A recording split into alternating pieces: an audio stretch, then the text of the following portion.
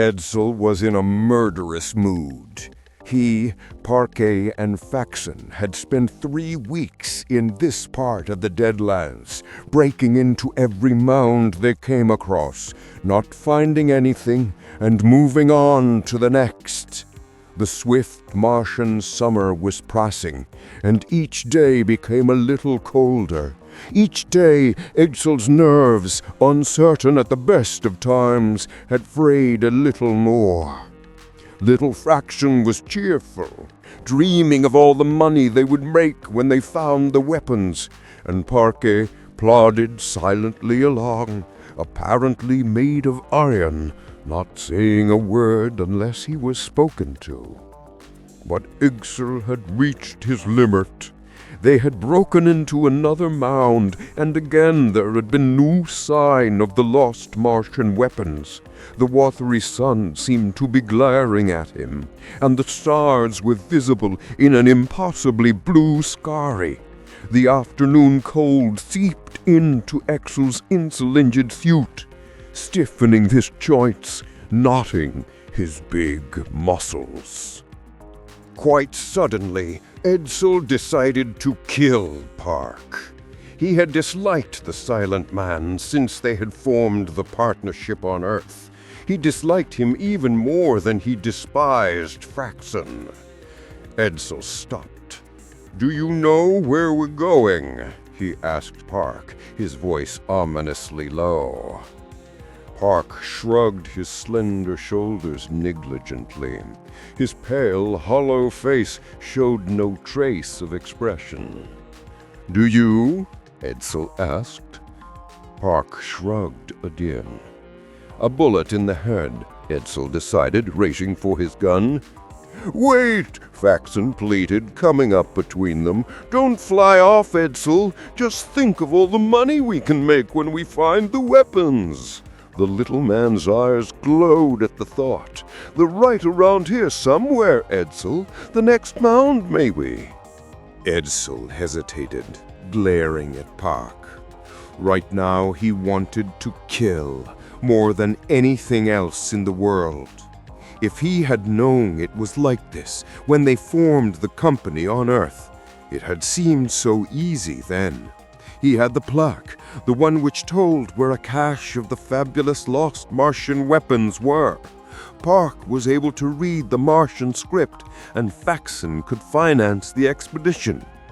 So, he had figured all they'd have to do would be to land on Mars and walk up to the mound where the stuff was hidden.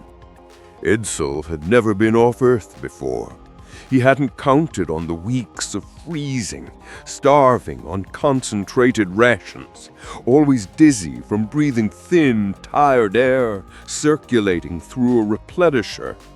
He hadn't thought about the sore, aching muscles you get, dragging your way through the thick Martian brush. All he had thought about was the price a government, any government, would pay for those legendary weapons. "I'm sorry," Edsel said, making up his mind suddenly. "This place gets me. Sorry I blew up, Park. Lead on." Park nodded and started again. Faxon breathed a sigh of relief and followed Park. After all, Edsel thought, I can kill them any time. They found the correct mound in mid-afternoon, just as Edsel's patience was wearing thin again. It was a strange, massive affair, just as the script had said. Under a few inches of dirt was metal. The men scraped and found a door. "Here, I'll blast it open," Edsel said, drawing his revolver. Park pushed him aside, turned the handle, and opened the door. Inside was a tremendous room, and there, row upon gleaming row, were the legendary lost weapons of Mars, the missing artifacts of Martian civilization. The three men stood for a moment, just looking. Here was the treasure that men had almost given up looking for. Since man had landed on Mars, the ruins of great cities had been explored. Scattered across the plains were ruined vehicles, art forms, tools, everything indicating the ghost of a titanic civilization, 1,000 years beyond Earth's. Patiently deciphered scripts had told of the great wars ravaging the surface of Mars. The script stopped too soon, though, because nothing told what had happened to the Martians. There hadn't been an intelligent being on Mars for several thousand years. Somehow, all animal life on the planet had been obliterated. And apparently, the Martians had taken their weapons with them. These lost weapons, Edsel knew, were worth their weight in radium. There just wasn't anything like them. The men went inside. Edsel picked up the first thing his hand reached. It looked like a .45, only bigger. He went to the door and pointed the weapon at a shrub on the plain. "Don't fire it," Faxon said as Edsel took aim. "It might backfire or something. Let the government men fire them after we sell." Edsel squeezed the trigger. The shrub, 75 feet away, erupted in a bright red flash. "Not bad," Edsel said, patting the gun. He put it down and reached for another. "Please, Edsel," Faxon said, squinting nervously at him. "There's no need to try them out. You might set off an atomic bomb or something." "Shut up, Edsel," examining the weapon for a firing stud. "Don't shoot any more," Faxon pleaded. He looked for Park for support, but the silent man was watching Edsel. "You know, something in this place might have been responsible for the destruction of the Martian race. You wouldn't want to set it off again, would you?" Edsel watched a spot on the plain glow with heat as he fired at it. Good stuff. He'd picked up another rod-shaped instrument. The cold was forgotten. Edsel was perfectly happy now, playing with all the shiny things. "Let's get started," Faxon said, moving toward the door. "Started? Where?" Edsel demanded. He picked up another glittering weapon, curled to fit his wrist and hand. "Back to the port," Faxon said. "Back to sell this stuff, like we'd planned. I figure we can ask just about any price at all. A government would give billions for weapons like these." "I've changed my mind," Edsel said. Out of the corner of his eye, he was watching Parquet. The slender man was walking between the stacks of weapons, but so far he hadn't touched any. "Now listen," Faxon said, glaring at Edsel. "I financed this expedition. We planned on selling the stuff. I have a right to... well, perhaps not." The untried weapon was pointed squarely at his stomach. "What are you going to do?" he asked, trying not to look at the gun. "To hell with selling it," Edsel said, leaning against the cave wall, where he could also watch Parky. "I figure I can use this stuff myself," he grinned broadly, still watching both men. "I can outfit some of the boys back home. With the stuff that's here, we can knock over one of those little governments in Central America easy. I figure we could hold it forever." "Well," Faxon said, watching the gun, "I don't want to be a party to that sort of thing. Just count me out." "All right," Edsel said. "Don't worry about me talking. I won't.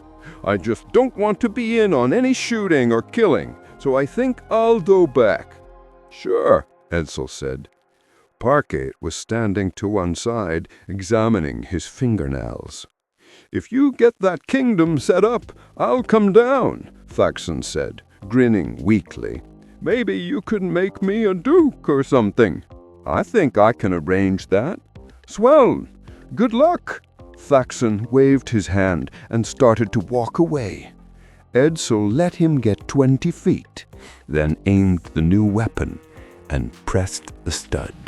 The gun didn't make any noise. There was no flash, but Faxon's arm was neatly severed. Quickly, Edsel pressed the stub again and swung the gun down on Faxon. The little man was chopped in half, and the ground on either side of him was slashed also. Edsel turned, realizing suddenly that he had left his back exposed to Park. All the man had to do was pick up the nearest gun and blaze away. But Park was just standing there, his arms folded over his chest. "That beam will probably cut through anything," Park said. "Very useful." Edsel had a wonderful half-hour running back and forth to the door with different weapons. Parkle made no move to touch anything, but watched with interest. The ancient Martian arms were as good as new, apparently unaffected by their thousands of years of disuse. There were many blasting weapons of various designs and capabilities. Then heat and radiation guns, marvelously compact things. There were weapons which would freeze, and weapons which would burn, others which would crumble, cut, coagulate, paralyze, and any of the other ways of snuffing out life. "Let's try this one," Parker said. Edsel, who had been on the verge of testing an interesting-looking three-barreled rifle, stopped. "I'm busy," he said. "Stop playing with those toys. Let's have a look at some real stuff." Parker was standing near a squat black machine on wheels. Together they tugged it outside. Parker watched while Edsel moved the controls. A faint hum started deep in the machine. Then a blue haze formed around it. The haze spread as Edsel manipulated the controls until it surrounded the two men. "Try a blaster on it," Parker said. Edsel picked up one of the explosive pistols and fired. The charge was absorbed by the haze. Quickly, he tested 3 others. They couldn't pierce the blue glow. "I believe," Parker said softly, "this will stop an atomic bomb. This is a force field." Edsel turned it off, and they went back inside. It was growing dark in the cave as the sun neared the horizon. "You know," Edsel said, "you're a pretty good guy, Parker. You're okay." "Thanks," Parker said, looking over the mass of weapons. "You don't mind my cutting down Faxon, do you? He was going straight to the government." "On the contrary, I approved." "Swell. I figure you must be okay. You could have killed me when I was killing Faxon." Edsel didn't add that it was what he would have done. Parker shrugged his shoulders. "How would you like to work on this kingdom dealer with me?" Edsel asked, grinning. "I think we could swing it. Get ourselves a nice place. Plenty of girls, lots of laughs. What do you think?" "Sure," Parker said. "Count me in." Edsel slapped him on the shoulder, and they went through the ranks of weapons. "All these are pretty obvious," Parker said, as they reached the end of the room. "Variations on the others." At the end of the room was a door. There were letters in Martian script engraved on it. "What's that stuff say?" Edsel asked. "Something about final weapons?" Parker told him, squinting at the delicate tracery. "A warning to stay out." He opened the door. Both men started to step inside, then recoiled suddenly. Inside was a chamber, fully 3 times the size of the room they had just left, and filling the great room, as far as they could see, were soldiers. Gorgeously dressed, fully armed, the soldiers were motionless, statue-like. They were not alive. There was a table by the door, and on it were 3 things. First, there was a sphere about the size of a man's fist with a calibrated dial set in it. Beside that was a shining helmet, and next was a small black box with Martian script on it. "Is it a burial place?" Edsel whispered, looking with awe at the strong, unearthly faces of the Martian soldiery. Park, behind him, didn't answer. Edsel walked to the table and picked up the sphere. Carefully, he turned the dial a single notch.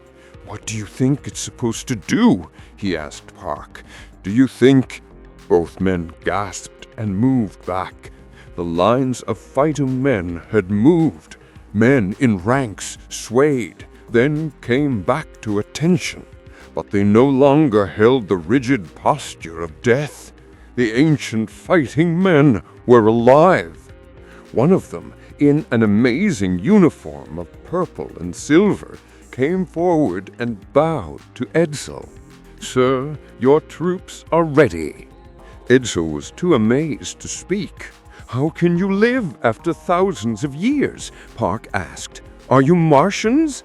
"We are the servants of the Martians," the soldier said. Park noticed that the soldier's lips hadn't moved. The man was telepathic. "Sir, we are synthetics." "Whom do you obey?" Park asked. "The activator, sir." The synthetic was speaking directly to Edsel, looking at the sphere in his hand. "We require no food or sleep, sir. Our only desire is to serve you and to fight." The soldiers in the ranks nodded approvingly. "Lead us into battle, sir." "I sure will," Edsel said, finally regaining his senses. "I'll show you boys some fighting. You can bank on that." The soldiers cheered him sullenly 3 times. Edsel grinned, looking at Park. "What do the rest of these numbers do?" Edsel asked. But the soldier was silent. The question was evidently beyond his built-in knowledge. It might activate other synthetics. There are probably more chambers underground. "Brother," Edsel shouted, "will I lead you into battle?" Again, the soldiers cheered solemnly 3 times. "Put them to sleep and let's make some plans." Dazed, Edsel turned the switch back. The soldiers froze again into immobility. "Come on outside." "Right, and bring that stuff with you." Edsel picked up the shining helmet and the black box and followed Park outside. The sun had almost disappeared now, and there were black shadows over the red land. It was bitterly cold, but neither man noticed. "Did you hear what they said, Park? Did you hear it? They said I was their leader. With men like those—" "Ha ha!" He laughed at the sky. "With those soldiers, those weapons, nothing could stop him. He'd sure stock his land. Prettiest germs in the world, and would he have a time!" "I'm a general," Edsel shouted and slipped the helmet over his head. "How do I look, Park? Don't I look like a—" He stopped. He was hearing a voice in his ears, whispering, muttering. What was it saying? "Damned idiot with his little dream of a kingdom. Power like this is for a man of genius, a man who can remake history. Myself." "Who's talking? That's you, isn't it, Park?" Edsel realized suddenly that the helmet allowed him to listen in on thoughts. He didn't have time to consider what a weapon this would be for a ruler.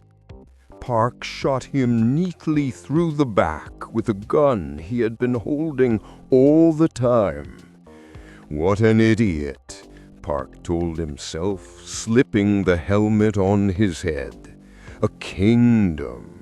All the power in the world, and he dreamed of a little kingdom." He glanced back at the cave. "With those troops, the force field, and the weapons, I can take over the world." He said it coldly, knowing it was a fact. He turned to go back to the cave to activate the synthetics, but stopped first to pick up the little black box Edsel had carried. Engraved on it in flowing Martian script was the last weapon. I wonder what it could be, Park asked himself. He had let Edsel live long enough to try out all the others. No use chancing a misfire himself. It was too bad he hadn't lived long enough to try out this one too. Of course, I really don't need it, he told himself. He had plenty, but this might make the job a lot easier, a lot safer. Whatever it was bound to be good. Well, he told himself, let's see what the Martians considered their last weapon. He opened the box. A vapor drifted out, and Park threw the box from him, thinking about poison gas. The vapor mounted, drifted haphazardly for a while, then began to coalesce. It spread, grew, and took shape. In a few seconds it was complete, hovering over the box. It glimmered white in the dying light, and Park saw that it was just a tremendous mouth, topped by a pair of unblinking eyes. "Ho-ho-ho," the mouth said. "Protoplasm." It drifted to the body of Edsel. Park lifted a blaster and took careful aim. "Quiet, protoplasm," the thing said, nuzzling Edsel's body. "I like quiet protoplasm." It took down the body in a single gulp. Park fired, blasting a 10-foot hole in the ground. The giant mouth drifted out of it, chuckling. "It's been so long," it said. Park was clenching his nerves in a forged grip. He refused to let himself become panicked. Calmly, he activated the force field, forming a blue sphere around himself. Still chuckling, the thing drifted through the blue hairs. Park picked up the weapon Edsel had used on Faxon, feeling the well-balanced piece swing up in his hand. He backed to one side of the force field as the thing approached and turned on the beam. The thing kept coming. "Die! Die!" Park screamed, his nerves breaking. But the thing came on, grinning broadly. "I like quiet protoplasm," the thing said, as its gigantic mouth converged on Park. It gulped once, then drifted out the other side of the field, looking anxiously around for the millions of units of protoplasm as there had been in the old days.